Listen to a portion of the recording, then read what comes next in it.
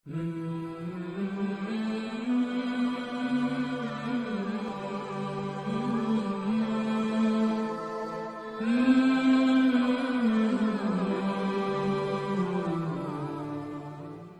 hamdalillah nahmaduhu wa nasta'inuhu wa nastaghfiruh wa na'udzu billahi min shururi anfusina wa sayyiati a'malina man yahdihillahu fala mudilla lahu wa man yudlil fala hadiya lahu. Asyhadu an la ilaha illallah wahdahu la syarika lah wa asyhadu anna Muhammadan 'abduhu wa rasuluh. Ya ayyuhalladzina amanu taqullaha haqqa tuqatih wa la tamutunna illa wa antum muslimun. Fa inna asdaqal hadithi kitabullah wa khairul hadi hadi Muhammadin sallallahu alaihi wasallam wa syarrul umuri muhdatsatuha wa kullu muhdatsatin bid'ah wa kullu bid'atin dhalalah wa kullu dhalalatin finnar. Allahumma 'allimna ma yanfa'una wanfa'na bima 'allamtana wa zidna 'ilman wa aslih lana sya'nana kullah wa la takilna ila anfusina tarfata 'ain. Hadirin rahimani wa rahimakumullah. Kita lanjutkan pelajaran kita pembahasan tafsir juz Ammah, dan insyaallah taala di malam hari ini kita akan membahas tafsir surat mulia, surat yang sangat luar biasa, surat yang kandungannya begitu dalam maknanya, surat yang hanya terdiri dari 3 ayat saja tapi maknanya sangat dalam luar biasa, yaitu surat Al-Asr.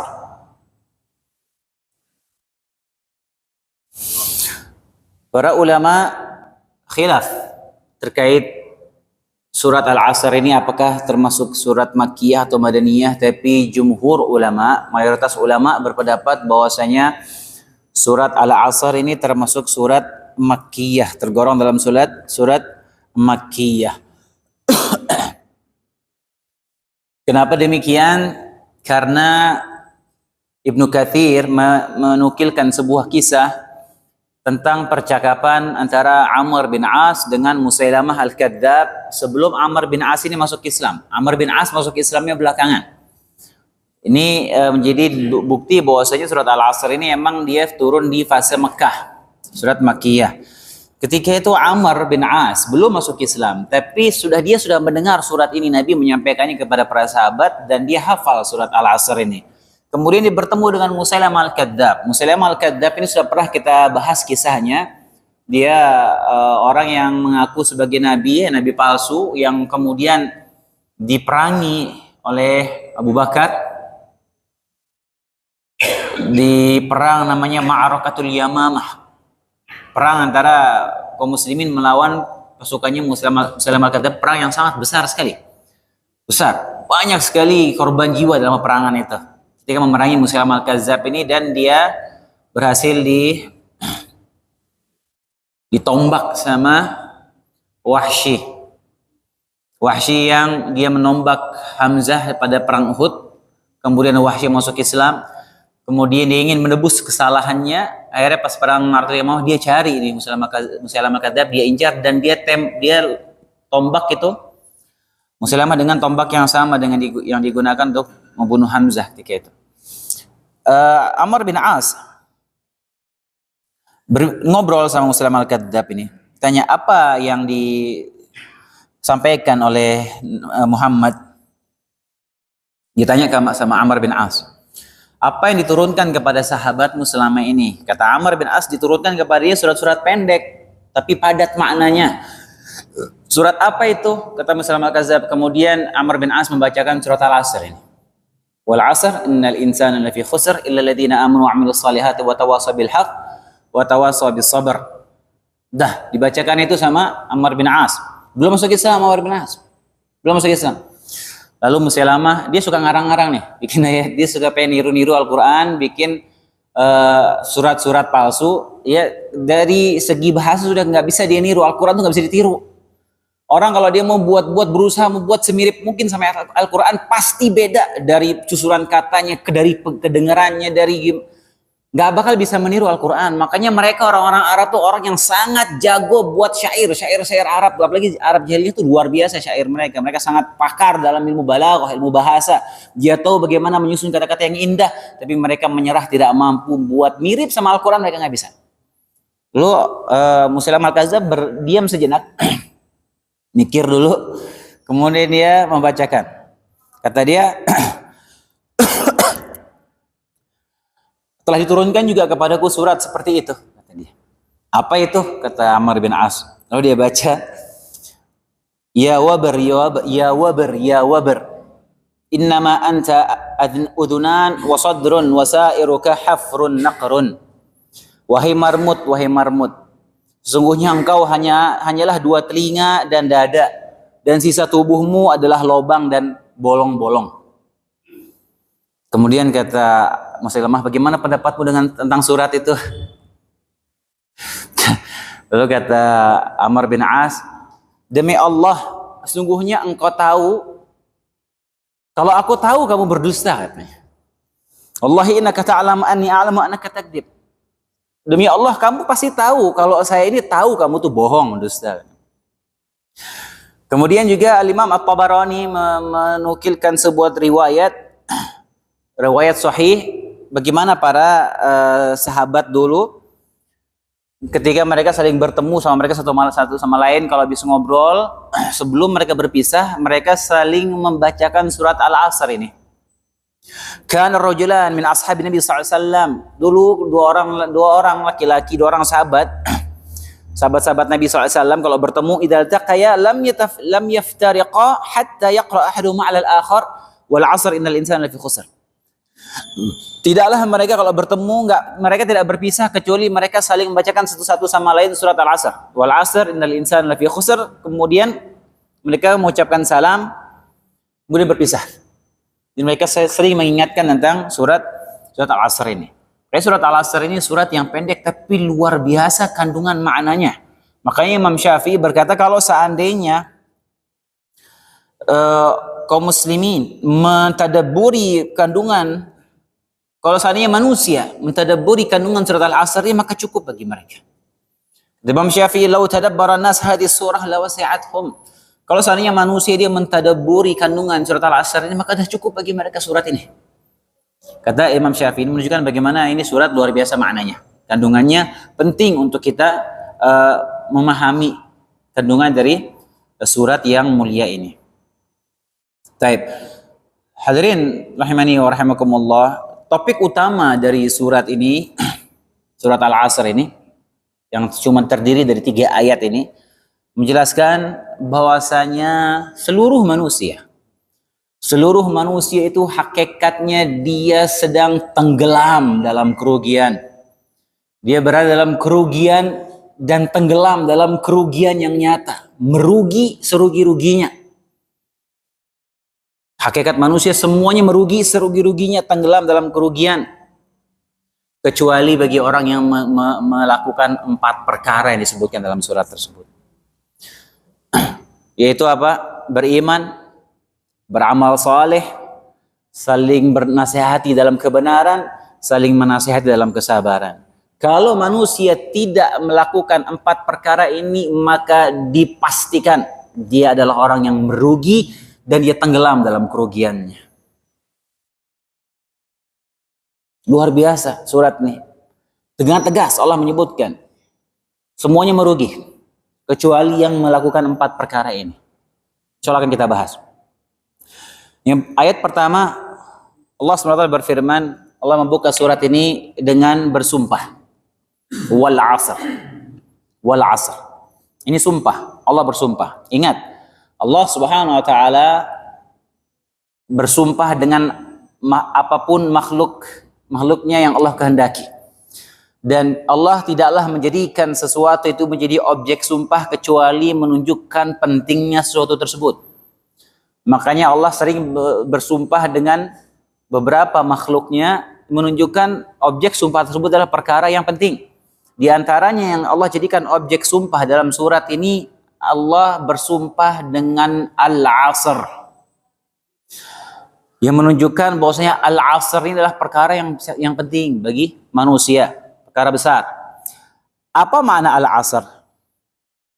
Di sini ada khilaf di kalangan para ulama terkait maknanya. Pendapat pertama, sebagian ulama, tapi ini pendapat minoritas, menafsirkan al-asr itu maknanya waktu asar. Waktu asar. Karena para ulama menyebutkan bahwasanya Allah bersumpah dengan waktu asar. Karena emang di waktu asar itu ada perintah kita melaksanakan sholat yang merupakan sholat asar. Itu adalah sholat yang terbaik. Para ulama ketika mau memilih antara sholat 5 waktu itu sholat mana yang paling afdal, yang terbaik. Bagian ulama menyatakan yang paling baik, yang paling afdal dari 5 waktu itu sholat asar. Karena Allah mengkhususkan penyebutannya dalam Al-Quran. Sholat asar, sholat yang paling penting ibaratnya. Makanya Allah SWT berfirman, hafidhu ala sholawat. Jagalah sholat 5 waktu kalian. Tapi Allah khususkan lagi, hafidhu ala sholawati was sholatil wusta. Jagalah sholat 5 waktu kalian dan jaga sholat asar. Sholatul wusta itu maknanya sholat asar. Sholatul wusta dalam ayat tersebut maknanya sholat asar. Wa qumu lillahi qanitin. Dan berdirilah kalian untuk sholat kepada Rabb kalian dengan khusyuk. Allah khususkan penyebutan sholat asar dalam ayat ini dengan nama istilah sholat wusta. Kenapa sholat asar ini Allah tekankan lagi agar kita jaga? Karena banyak manusia yang melalaikannya. Banyak orang yang melalaikan sholat asar ini, menyepelekan, meremehkan masalah sholat asar. Terlebih lagi di jam-jam itu biasanya manusia itu baru selesai dari aktivitas duniawinya. Baru selesai dari pekerjaannya, lagi sibuk, selesai aktivitas mau pulang, apalagi kalau di kota besar seperti di Jakarta ini, ketika selesai sholat, selesai sore, ya belum asar, belum sholat, pulang macet-macetan sampai maghrib lewat tuh asar, seakan-akan nggak ada beban, melewatkan sholat asar begitu saja. Ini dosa besar, dosa besar. Ingat kita bahas di surat sebelumnya, wailul lil musallin. Celaka, wail, lembah wail bagi orang yang sholat. Siapa? Alladzina hum an salatihim sahun, yang dia melalaikan sholatnya, menyepelekan masa sholat. Dia nggak peduli, dia dianggap sholat itu bukan perkara penting. Dia mengulur-ngulur waktu sholat, gerakan sholatnya nggak diperhatikan, dia nggak pelajari bagaimana fikih-fikih sholat sehingga sholatnya nggak benar. Dia sholat tapi sholatnya nggak benar. Dia kurang memperhatikan sholatnya, diancam neraka. Apalagi kalau sampai dia meninggalkan sholat yang paling afdal, yang paling penting itu sholat asar. Makanya perkara yang berat. Dalam hadis Nabi SAW, man taraka sholat al-asar habitu amaluhu. Hadis sahih. Barang siapa yang meninggalkan sholat asar maka gugur seluruh amalannya. Kata para ulama, gugur amalannya di hari itu. Semuanya digugurkan oleh Allah SWT. Dia meninggalkan sholat asar, walaupun dia sholat subuh, zuhurnya digugurkan pahalanya oleh Allah SWT. Nggak dianggap. Dia sedekah di hari itu, dia ngaji, zikir, dia berbakti sama orang tua hari itu, semuanya dihilangkan pahalanya. Gara-gara dia meninggalkan sholat asar. Berat masalah sholat asar. Kayak Nabi SAW juga bersabda dalam hadisnya, man shallal bardain dakhalal jannah. Barang siapa yang sholat bardain itu maksudnya sholat subuh sama sholat asar, dia sholat subuh sama sholat asar, maka dia masuk surga. Orang yang menjaga sholat subuh sama sholat asarnya, dia masuk surga. Maka ini ditafsirkan sebagian ulama, Allah bersumpah dengan waktu asar. Tapi ini pendapat minoritas. Pendapat sebagian ulama mengambil hikmah kenapa Allah bersumpah dengan waktu asar. Ya, ini masih kita bahas waktu asar. Sebagian ulama berpendapat bahwa Allah bersumpah dengan waktu asar ini menunjukkan bahwasanya manusia itu tidak selamanya dia kuat. Dia akan meredup, melemah sebagaimana matahari yang tadinya dia menguat cahayanya kemudian akan meredup, hilang kemudian gelap. Demikian juga hikmahnya manusia. Allah berikan kesehatan, tenaga, nanti semua akan melemah sampai meninggal dunia. Tapi jumhur ulama, mayoritas ulama berpendapat bahwasanya al-asr itu maknanya masa, waktu secara umum. Makanya dalam bahasa Arab tuh asr itu maknanya masa. Jadi Allah bersumpah itu demi masa. Itu demi masa, demi waktu, demi zaman. Ini insya Allah yang lebih kuat. Lalu bersumpah dengan masa, karena di masa itulah kehidupan kita ini. Masa waktu, di situ kita hidup, di situ kita beramal, di situ kita mendapatkan keuntungan, kerugian, semuanya di zaman, di lingkup dimensi waktu yang tidak bisa kita stop. Kita mau memberhentikan waktu tidak bisa, apalagi mau mengulang waktu tidak bisa. Waktu lewat-lewat. Setiap detik berjalan tidak akan bisa kita rewind, nggak bisa. Kita mau memberhentikan dimensi waktu nggak bisa, waktu terus berjalan. Dan ajal kita semakin mendekat. Dan kita hidup dalam dimensi waktu itu. Kita hidup di tengah-tengah dimensi waktu itu. Makanya Allah bersumpah demi masa. Menunjukkan pentingnya kita memperhatikan masalah waktu, masalah masa. Kemudian ayat kedua Allah SWT berfirman, Innal insana lafi khusr. Sungguhnya manusia berada di dalam kerugian. Perhatikan ayat ini, hadirin rahimani wa rahimakumullah. Dalam bahasa, tatanan bahasa itu biasanya ada penekanan. Ada penekanan. Kalau dalam bahasa Indonesia, kita biasanya untuk menekankan sesuatu itu kita pakai istilah sungguh misalnya. Sungguh. Misalnya kita bilang dia orang baik. Kita mau tekankan lagi, kita tambahkan kata sungguh. Sungguh dia orang baik. Ini penekanan. Nah, dalam ayat ini Allah menekankan dengan 3 macam penekanan bahwasanya manusia sungguh benar-benar berada dalam kerugian.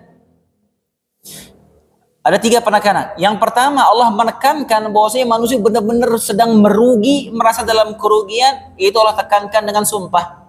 Allah bersumpah, wal asr, demi masa. Allah bersumpah, sungguh manusia itu merugi. Yang pertama, penekanan pertama Allah buka dengan sumpah. Allah bersumpah, manusia merugi. Kemudian penekanan berikutnya Allah menekankan dengan kalimat inna. Inna itu dalam bahasa Arab, inna atau anna sama maknanya sama. Tergantung posisinya beda nanti. Itu maknanya sesungguhnya. Inna itu dalam bahasa Arab artinya sesungguhnya. Pertama Allah bersumpah demi masa, sesungguhnya manusia itu merugi. Itu penekanan yang kedua. Allah tekankan lagi dengan kata inna. Kemudian penekanan yang ketiga lagi Allah tekankan lagi dengan lamut taukid namanya dalam bahasa Arab, huruf lam.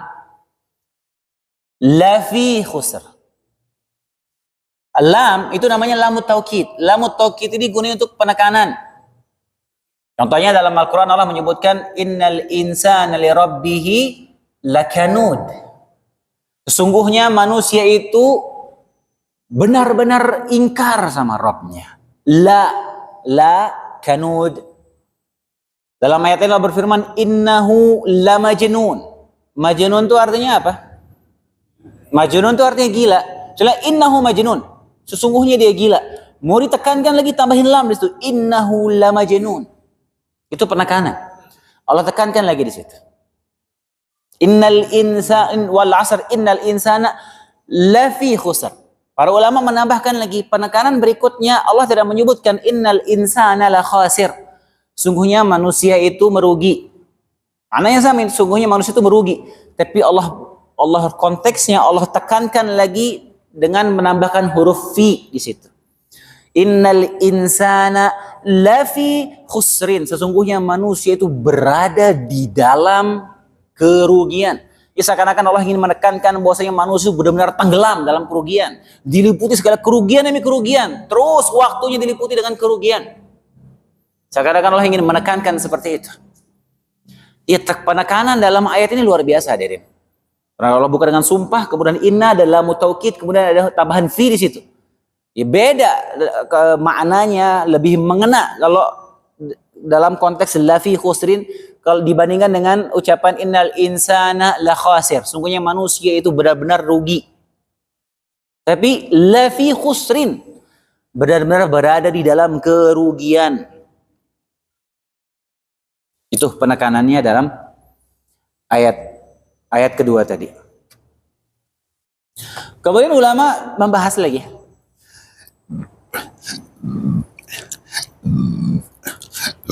Apakah al-insan dalam ayat kedua tadi Itu mencakup seluruh manusia atau orang kafir saja? Pendapat yang kuat bahwasanya itu mencakup seluruh manusia. Seluruh manusia. Allah bersumpah semua manusia berada dalam kerugian yang benar-benar merugi. Kemudian di ayat berikutnya Allah kecualikan. Ayat ketiga, ayat terakhir. Surat ini cuma 3 ayat saja hadirin. Allah kecualikan cuma 4 golongan saja. 4 hal yang kalau manusia melakukannya maka dia bisa keluar dari kerugian tersebut. Itu Allah sebutkan dalam ayat ketiga, illal ladzina amanu wa 'amilus shalihat wa tawasaw bil haqq wa tawasaw bis sabr. Kecuali orang-orang yang beriman. Perhatikan ayat ini. Kecuali orang-orang yang beriman dan mengerjakan amal soleh serta saling menasehati dalam kebenaran dan saling menasehati untuk kesabaran. Inilah yang keluar dari kerugian tersebut. Yang selamat dari kerugian tersebut 4 jenis manusia ini. Yang pertama, Allah SWT menyebutkan agar kita selamat dari kerugian tersebut, yaitu beriman. Beriman hadirin rahimani wa rahimakumullah. Hukum asalnya iman itu, ya, kalau kita mau mengitlakkan keimanan secara khusus, itu kita keyakinan terhadap perkara-perkara gaib. Kalau kita mau itlakkan secara khusus keimanan itu kita mengimani atau keyakinan terhadap perkara-perkara gaib. Tapi kalau kita mutlakkan keimanan secara menyeluruh, maka maknanya luas sekali. Maknanya luas. Mencakup seluruh perkara dalam syariat Islam itu semuanya mencakup keimanan. Makanya akidah Ahlussunnah wal Jamaah, iman itu keimanan dengan hati, keyakinan dengan hati, kemudian ucapan dengan lisan, dan perbuatan dengan anggota tubuh. Itu keimanan. Jadi semua yang mencakup perkara dalam syariat ini itu bagian dari keimanan. Makanya Nabi SAW menyebutkan bahwasanya iman itu ada 70 sekian cabang. Al-imanu bid'un wa sab'un syu'batan atau bid'un wa sittun syu'batan. Iman itu ada 70 sekian cabang. A'laha la ilaha illallah. A'laha qawlu la ilaha illallah. Cabang keimanan yang paling tinggi adalah ucapan seorang la ilaha illallah. Yang paling tinggi. Wa adnaha, keimanan seorang yang paling rendah, imatatul adza 'anit thariq. Ketika dia menyingkirkan gangguan dari jalan. Itu bentuk keimanan hadirin. Ada duri, ada pecahan kaca di jalanan, ada batu tengah jalan yang dia tahu ini bakal mengganggu kalau orang lewat, disingkirkan. Itu bentuk keimanan dia kepada Allah Subhanahu wa taala, dan itu bentuk keimanan yang paling rendah. Kemudian lanjutan hadisnya, wa annal haya'a syu'batun minal iman, dan malu itu bagian dari keimanan. Orang yang punya rasa malu itu bagian dari keimanannya dia pada Allah Subhanahu wa taala. Nah, tidak ada dalil yang sangat tegas menyebutkan 72 ini bagian keimanan itu apa aja, nggak ada dalil yang lengkap. Nah, sebagian ulama itu berusaha mengumpulkannya. Sebagian ulama menulis kitab mengumpulkan apa aja sih yang masuk dalam bagian keimanan ini, yang 72 Nabi sebutkan itu, 70 sekian itu apa aja. Di antara yang menulis itu Al-Imam Al-Baihaqi, dia punya kitab namanya Syu'abul Iman, cabang-cabang keimanan. Dia berusaha mengumpulkan dalil-dalil yang ada yang termasuk cabang-cabang keimanan apa aja. Ada banyak hadirin. Makanya semakin banyak ranting keimanan ini ada dalam diri kita, maka semakin bagus keimanan kita. Semakin kokoh, semakin indah keimanan dalam hati kita. Kalau cabang-cabang keimanan itu banyak terkumpul pada diri kita. Itu hakikat keimanan. Makanya ketika ada orang dia yang meyakini bahwasanya iman tuh di hati saja, nggak ada pengaruhnya sama lisan, dia bukan dalam keyakinan Ahlussunnah wal Jamaah, bukan. Ini keyakinan orang-orang Murji'ah. Orang Murji'ah itu dia menganggap nggak ada kaitannya imannya dia sama amal soleh, perbuatan nggak nyambung, nggak ada kaitannya. Jadi menurut orang-orang keyakinan orang Murji'ah ini keyakinan yang sangat bahaya sekali. Keyakinan orang Murji'ah, ahli maksiat, semaksiat-maksiatnya, serusak-rusaknya ahli maksiat, imannya sama-sama imannya Abu Bakar Siddiq. Karena nggak berpengaruh keimanan itu di hati, nggak ada kaitannya sama lisan, nggak ada kaitannya sama perbuatan. Ini keyakinan yang bahaya sekali. Bahaya. Kalau dia menganggap iman itu hanya keyakinan saja, iblis juga beriman dong. Bukankah iblis mengakui Allah Tuhannya? Apakah sama keimanannya iblis sama Nabi Muhammad SAW dibilang sama? Makanya keyakinan Murji'ah ini keyakinan yang sangat bahaya sekali. Ya, iman itu 3 poin itu harus ada. Keyakinan dalam hati, ucapan lisan, sama perbuatan dengan anggota tubuh. Nah itu kalau kita mau itlakkan keimanan secara umum, maka iman itu cakupannya luas. Taib. Jadi kalau kita mau itlakkan secara khusus, iman itu yang berkaitan perkara-perkara gaib, dan kalau kita mau kumpulkan inti keimanan itu ya di rukun iman itu. Rukun iman yang 6 yang kita sudah bahas itu. Detail hampir 2 tahun kita bahas rukun iman di sini. Nah, di rukun iman itu hampir semuanya itu keyakinan dengan tentang perkara gaib, keimanan. Hampir semuanya. Nah, iman inilah hadirin yang menjadi pembeda antara kita dengan orang-orang kafir. Kita punya keyakinan, keimanan tentang perkara gaib ini perkara yang sangat berharga yang kita miliki hadirin. Dan ini tanda Allah cinta sama kita ketika Allah kasih kita keimanan. Sungguhnya kata Nabi SAW, Inna Allah yu'ti minad dunya man yuhib wa man lam yuhib. Allah kasih dunia bagi orang yang Allah cintai maupun orang yang Allah tidak cintai, Allah kasih dunia. Allah bukan kasih dia harta lancar rezekinya, bergelimangan harta di dunia. Allah kasih hatta orang kufar, Allah kasih dunia.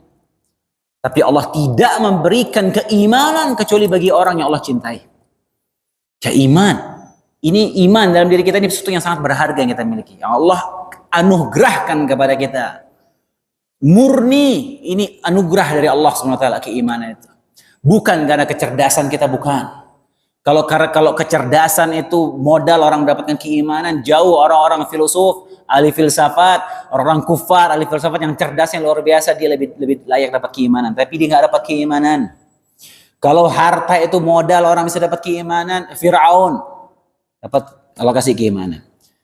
Tapi Allah tidak kasih keimanan dengan harta, bukan, dengan kecerdasan, bukan. Itu murni pemberian Allah Subhanahu wa taala. Nah, kenapa ini yang tadi Anda bilang, yang menjadi pembeda antara kita dengan orang kufar ya keimanan ini. Makanya hadirin, Anda pernah bahas di sini beberapa kali. Kenapa Allah SWT tidak menerima taubat orang yang nyawanya sudah di kerongkongannya?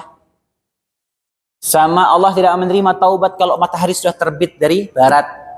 Nah, sudah jelaskan di sini. Kenapa? Alasannya kenapa? Selain di 2 kondisi itu, orang bertaubat dengan taubat yang benar, pasti Allah terima taubatnya. Tapi kalau di 2 itu, ketika dia sudah sakaratul maut, sudah nyawanya satu kerongkongan, baru yang mau taubat, nggak diterima sama Allah SWT. Atau ketika dia sudah melihat matahari terbit dari barat, terus dia baru mau bertaubat, baru mau beriman, nggak diterima sama Allah SWT. Alasannya kenapa hadirin?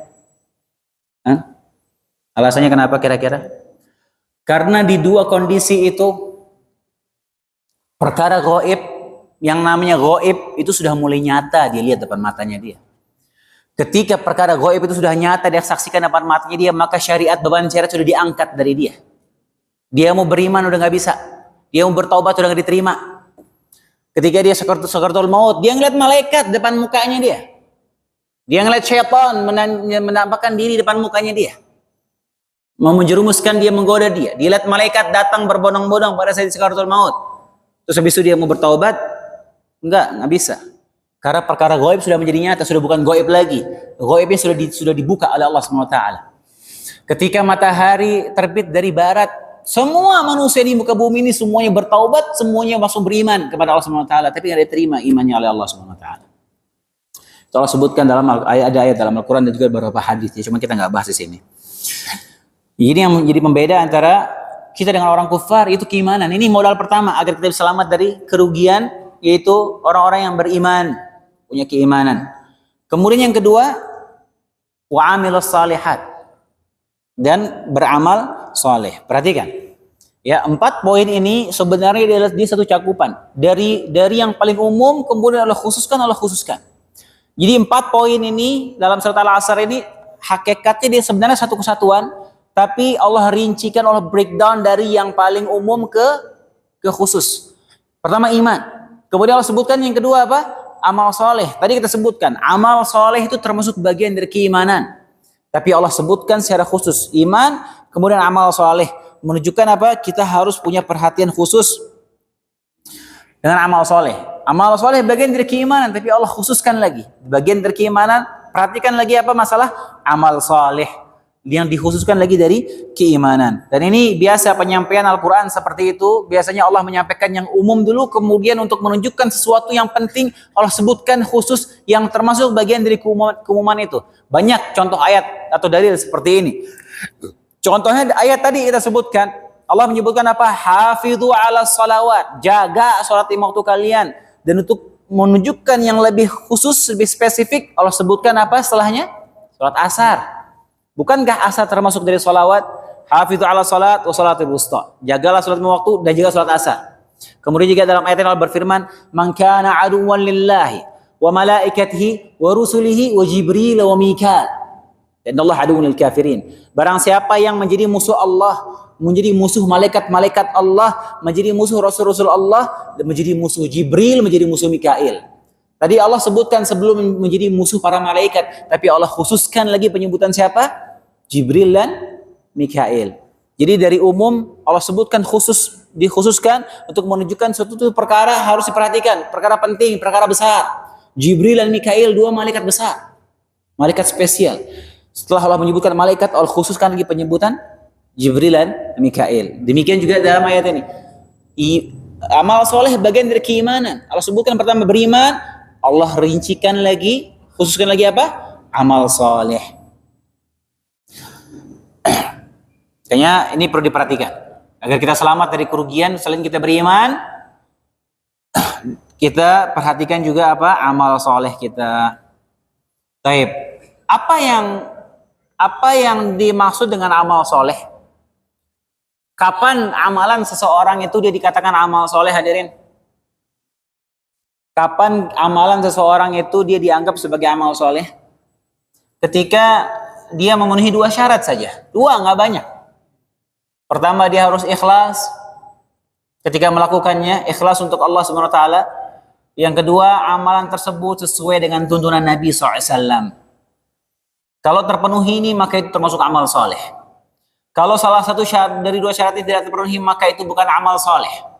Kalau orang dia beramal luar biasa, beramal sesuai dengan tuntunan Nabi SAW, tapi untuk dipuji sama orang lain, maka itu bukan amal soleh. Bahkan dia berdosa dengan melakukannya.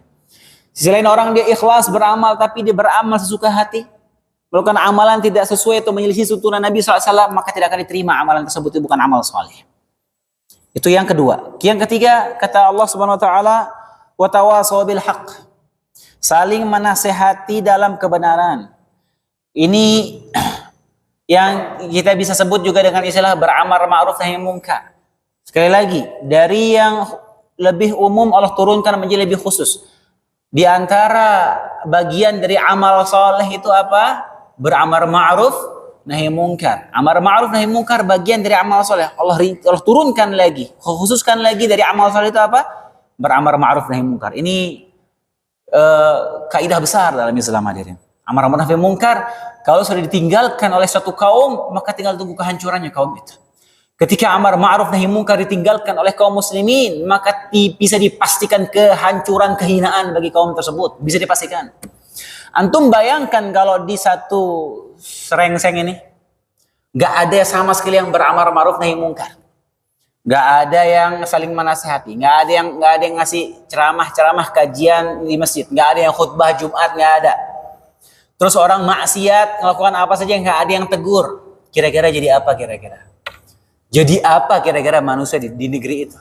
Mengerikan, hadirin. Mengerikan. Ketika amar ma'ruf nahi munkar ditinggalkan, tinggal tunggu kehancuran negeri itu.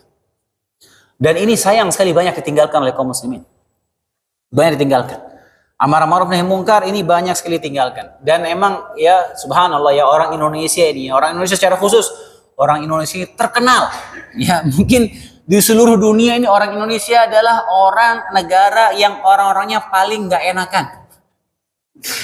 Orang Indonesia luar biasa, nggak enak ya. Apa-apa nggak enak. Kadang sama keluarga sendiri nggak enak ya. Nggak enak, malu. Ya Allah ya Rabbi. Ada orang lagi maksiat depannya dia tegur nggak? Aduh nggak enak. Nggak enak mau ditegur. Kira-kira kalau di jalur sini nih, di jalanan ini ada yang orang bikin dangdut koplo misalnya sini. Antum biarin ya kira-kira? Allahu Akbar, nggak bisa, harus beramar ma'ruf nahi munkar, itu wajib hukumnya, wajib hukum. Amar ma'ruf nahi munkar. Ya, ini banyak ditinggalkan oleh sebagian kaum muslimin ya, subhanallah. Maka ketika kita rajin beramal soleh, jangan kita merasa bangga dengan amal soleh kita kalau kita meninggalkan amar ma'ruf nahi munkar, hadirin. Minimal di lingkup kita, minimal di keluarga kita, minimal di circle kita, di orang-orang sekitar kita, minimal itu. Ya, minimal. Ya kalau bisa di yang lebih luas lagi. Tapi ingat, amar ma'ruf nahi munkar ya dengan ilmu, dengan hikmah.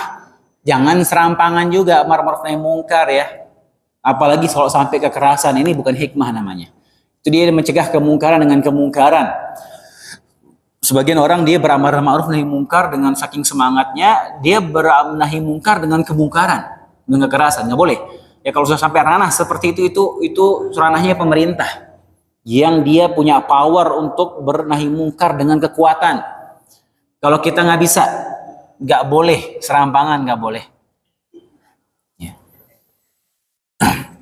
Tapi kita punya hak untuk push pemerintah. Kita lihat ini ada tempat maksiat misalnya terang-terangan. Wajib kita hingkari, wajib kita berusaha.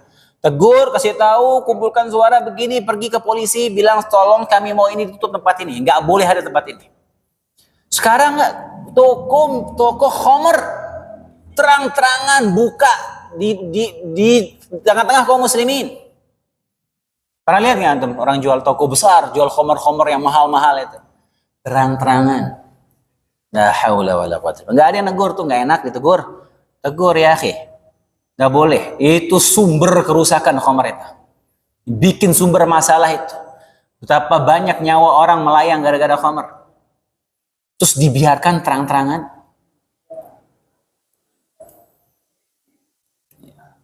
Ya kalau meninggalkan amar ma'ruf nahi munkar seperti itu ya. Ya luar biasa. Apalagi zaman sekarang ya subhanallah ya, tontonan-tontonan ya waliyatubillah ya. Mengerikan ya. Generasi umat ini mau dibawa kemana kalau kita tidak berusaha beramar ma'ruf nahi munkar. Ya tontonan-tontonan di sosial media, di internet ya. Allah ya Rabbi, mengerikan. Allahu Akbar.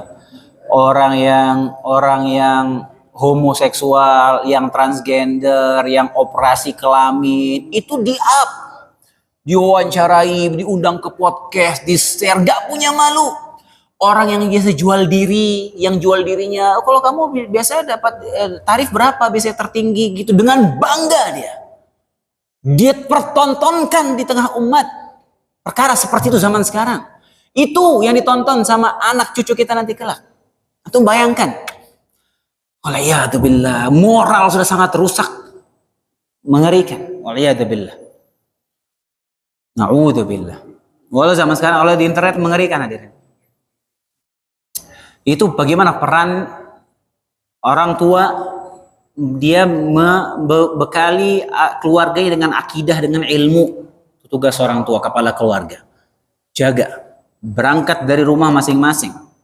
Ya kalau orang tuanya sudah cuek, biarkan, bebaskan anaknya, bebas ini, bebas itu, lokin itu, dia tanggung jawab di akhirat nanti orang tua. Taib. Kemudian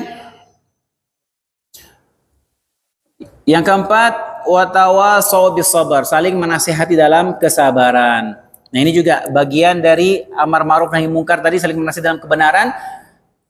Dikhususkan lagi apa? Saling menasihati dalam kesabaran. Jadi apa? Ketika orang dia beramar ma'ruf nahi mungkar, atau orang dia terjun di dunia dakwah, dia berdakwah mendakwakan manusia, maka bisa dipastikan pasti banyak orang yang tidak suka sama dia, banyak orang yang benci dia, banyak orang yang inginkan kemudaratan bagi dia, menghina dia, mencaci maki dia, maka di situ dia butuh kesabaran.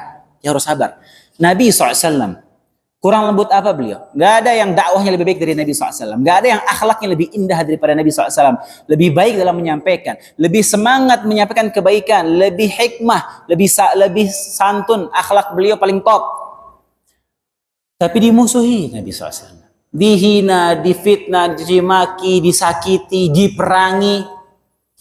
Apalagi kita yang manusia biasa. Ketika kita menyampaikan perkara yang hak, sampaikan pada manusia, pasti akan banyak yang memusuhi. Kenapa? Karena itu bertentangan dengan syahwat dan hawa nafsu manusia.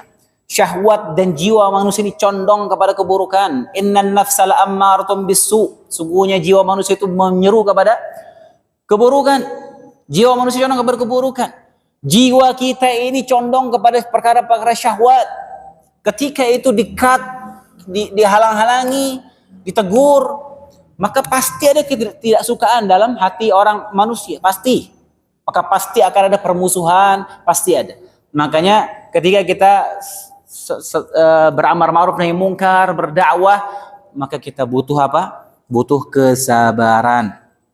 Butuh kesabaran. Dan ini Allah SWT berfirman ya